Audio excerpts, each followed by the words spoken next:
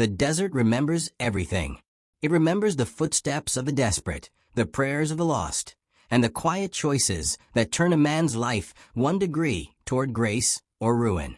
I was mending the far fence that evening, when the sky was bruising purple and the heat still clung to the sand like a stubborn ghost. The world felt hollow, wide, and whispering, the way it does before something important happens. That was when I saw her on the ridge, a silhouette tall as a cottonwood trunk, swaying as if the earth beneath her boots tilted sideways. For a moment, I thought she was some wandering spirit shaped out of dusk. Then she stumbled, dropped to her knees, and folded against the dust. I remember the way her fall echoed through the stillness. It sounded like a destiny arriving. I found her near my fence line, barely breathing, her hair thick and black as a storm cloud, her height towering even as she sat hunched over. An Apache girl, no, not a girl. There was strength carved into her shoulders, the kind that comes from carrying a people's expectations before you're ready. I hesitated, hearing every warning the town had ever muttered about helping the wrong folks. But her cracked lips trembled, and I could see the salt of dried tears on her cheek.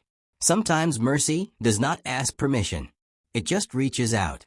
So I set aside my fear, cupped water in my hands, and brought it to her. She drank in small, cautious sips, like she didn't trust even the world that was trying to save her. When her eyes finally lifted to mine, they weren't pleading. They were ashamed. And God help me, I understood that shame all too well. The next morning, Sheriff Dunbar rode out, his mare kicking dust into my porch steps like she resented the place. He leaned forward in his saddle, eyes cutting into me as if he could peel the truth off my skin. "Boone," he said, "heard you gave water to a giant Apache girl last night." His tone was half accusation, half dread. I shrugged, but inside, the walls I'd built around my past trembled. "Town's talking," he added, glancing toward the horizon as if expecting a war band to rise out of it. "You bring her trouble to this county, we'll all pay for it." When he left, I stood there feeling the sting of judgment like an old wound reopened. May Corbin at the general store had warned me with gentler eyes, but even she looked afraid of being seen offering kindness to the wrong man. That evening, while the sun melted into gold and fire, she returned, silent as smoke. I was mending the fence again. Some chores circle a man like memories he can't let go. She approached slowly, her height striking, her presence both strong and uncertain. Then she stopped just an arm's length away. In her hand lay a bead, handmade, strung with tiny turquoise stones. A thank you. Her apology. Her honor. Handed to me, without a single spoken word. My hand shook slightly when I accepted it. No one had given me a gift in years, not since my brother died on ground I should have been watching. When her eyes softened, something new formed in the air between us, fragile as smoke, yet heavier than stone. Not romance. Not yet. Just two souls recognizing the cracks in each other. That night, sleep refused to come. Coyotes howled across the ridge, their cries stretching long and hollow. The wind tugged the shutters like a restless hand, and every creak of the cabin boards felt like footsteps circling in the dark. Once I swore I heard the faint rumble of horses far off. Then silence swallowed it whole. My lantern flickered, shadows stretching tall across the walls like watchful figures. I wondered if Tala's people were out there in the canyon, eyes glinting, deciding whether the man who helped their daughter was a friend or a fool. I lay awake until dawn brushed light across the plains, and even then, unease clung to me like cold dew. When I found Tala by the river later, she was crouched by the water's edge, her reflection trembling in the current. For a long moment, she said nothing. Then, without lifting her gaze, she spoke. "I brought shame," she murmured in halting English. "Missed a trail. Lost a sign. Punished for weakness." Her voice cracked on that last word, barely audible.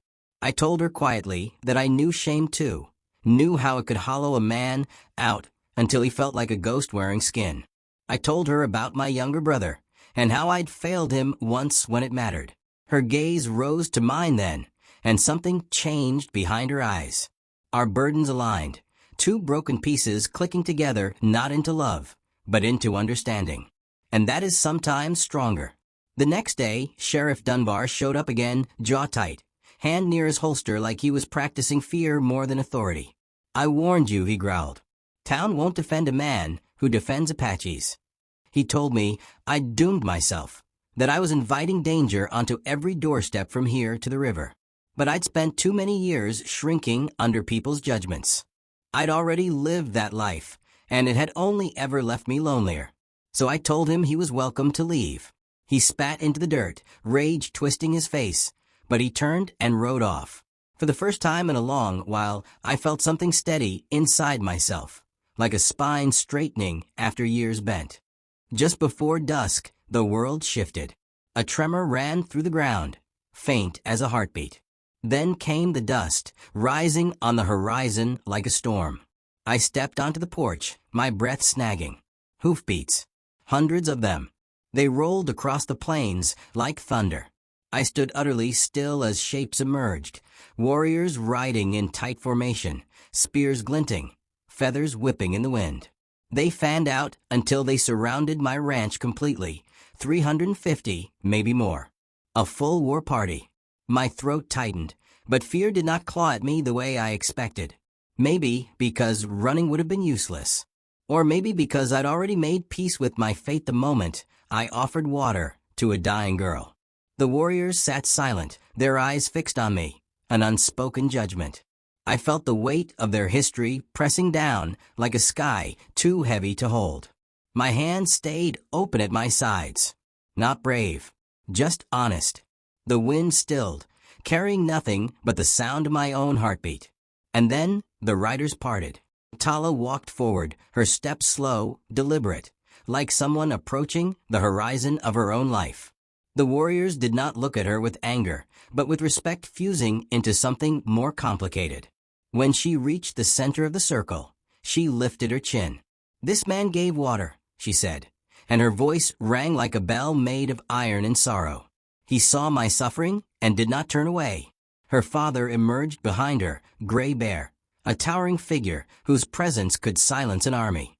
His eyes held years, griefs, and battles I would never understand, but also something softer, pride perhaps.